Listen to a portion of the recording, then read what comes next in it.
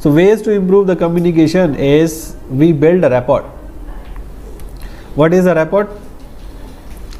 A relationship, right? Between two peoples. We share a common goal, means we need to understand that the goal we are trying to achieve and the goal the other person, listener, is having are same. So we are talking about the same thing, right? It's not different. Active listening is one way.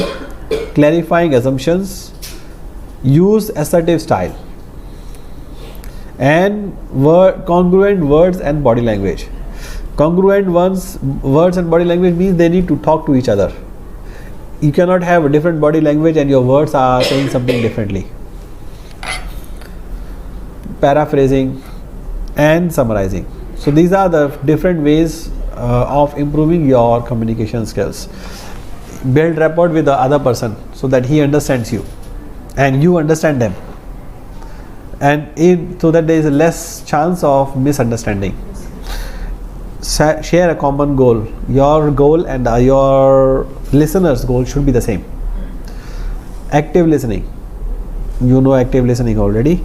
Clarifying the assumptions, use the assertive style, the body language and words need to be the same, paraphrasing and summarizing.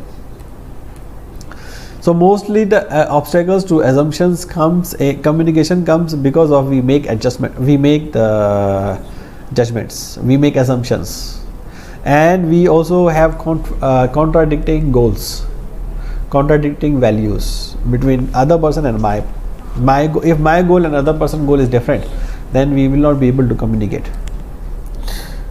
Okay, using a passive or aggressive style is also not good communication or not listening.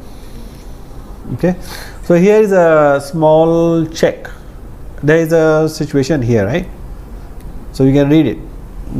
Greg says, Sarah, you have few minutes to talk about budgeting process. Then Sarah says, sure, not a good time. Now is a good time, right? What's up?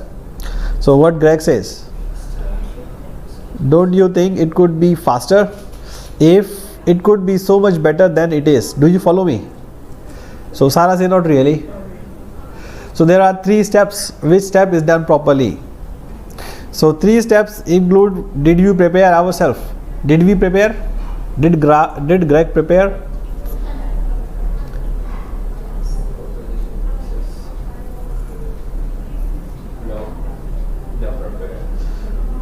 No, but he prepared, right? Yeah. Greg asked, do you have time? Yeah. Sarah said, yes, we have time. So both of them are prepared to talk to each other, right? So they are prepared. Send the message. Did he send a clear message? Sending the message means it was a clear message, right? Sending the message, in the step we learned that we need to send a clear message. So the Greg's message is, don't you think it could be faster? It could be much better than it is. Do you follow me? So is it a clear message? It's not clear. So what is not clear? Did you think it could be faster?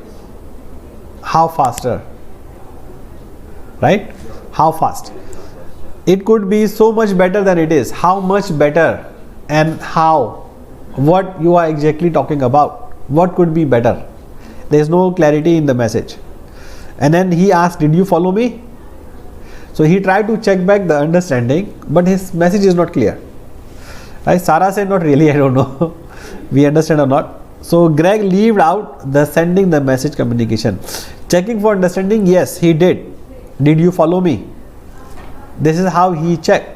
And Sarah also responded, I don't know. Is clear, is not clear. So he did the first 2, but he missed the second. He didn't send a clear message. Correct? So how he could do that? He could have tell her specifically what need to improve and how much it could be improved. And then it would be a clear communication, right?